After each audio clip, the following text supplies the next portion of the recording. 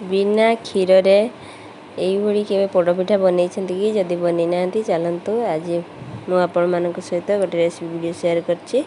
देखि पारथबे पिठाटी केते स्पंजी हेछि देखिकी जानि पारथबे ता लुक रु याको धरला बेलको मध्य पूरा स्पंजी लागुछि।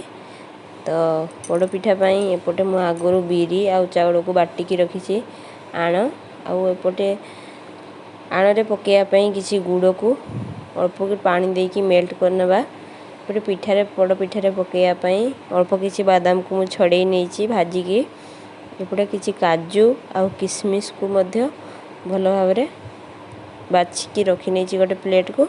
एपटे हमर गुड़ मेल्ट हे गलानी गुड़ मेल्ट हे गला परे ताको आण रे देकी भलो भाबरे गळी देबा काहेकि ना गरम गुड़ पड़िले पिठाटी नरम होबो सेति पई मु गरम गुड़ नेछि ताको एबे भलो भाबरे गळी देबा जेमति आण सहित गुड़ भलो भाबरे मिसी जिवो। एपटे एबे आमे किछि ड्राई फ्रूट्स को भाजी नबा अल्प किछि रिफाइन तेल देकी काजू आ किशमिश को भाजी नबा आपण मन को पाखरे जदी घियो थिबो घियो रे भाजीले टेस्ट अधिका भलो आस्ताय। मु एठी रिफाइन तेल रे भाजी वीडियोटी जदी फेसबुक पेज रे देखछन्ती आईडी को फॉलो करिवे आ यूट्यूब रे देखतिले चैनल को सब्सक्राइब करिवे नुवा नुवा रेसिपी वीडियो देखिबा पई आ गोटे लाइक करिवे शेयर करिवे सब्सक्राइब करिया पई जमा भी भूलिबेनी। एपटे हमर ड्राई फ्रूट्स को हल्का रेड करके भाजीबा कहीं ना अधिक पड़ी गले पिता लागिवो।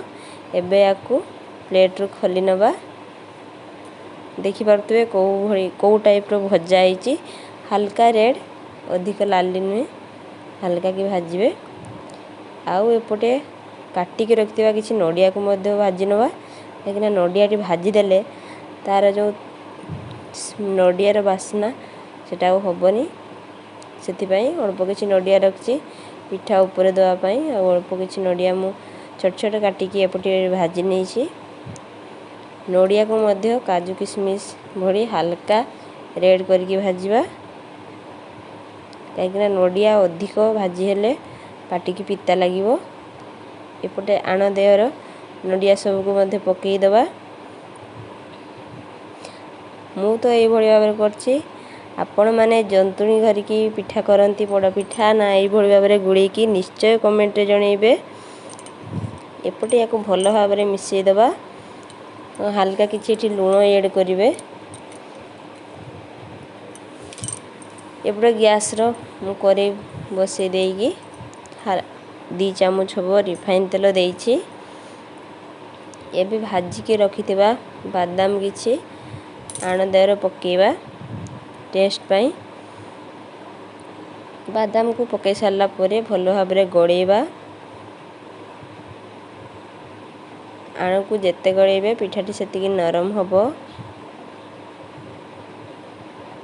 एबे हमर बेटर पूरा रेडी हेकी अछि एबे ताकू कोरेई र देबा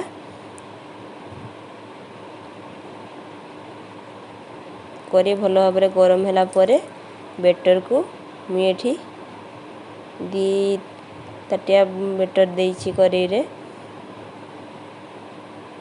एबे पोड़पिठा को भलो भाबरे डेकोरेट करिबा एपटे किछि नडिया को काटिकी रखतिली मु नडिया को पकेई दबा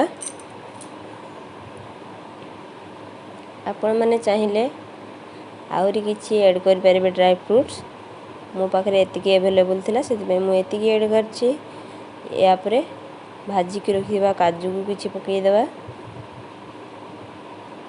पिठार लुक भलो देखा जिया पई आपण माने जो भଳି भाबरे पिठा को सजेबे से सेही भलिया लुक देखा जिवो भलो देखा जिवो।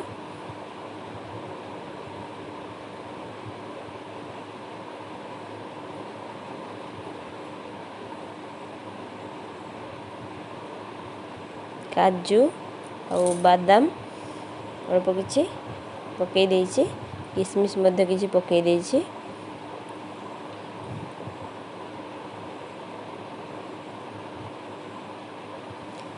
आउ किछि चेरी पकेई देइछि पिठारे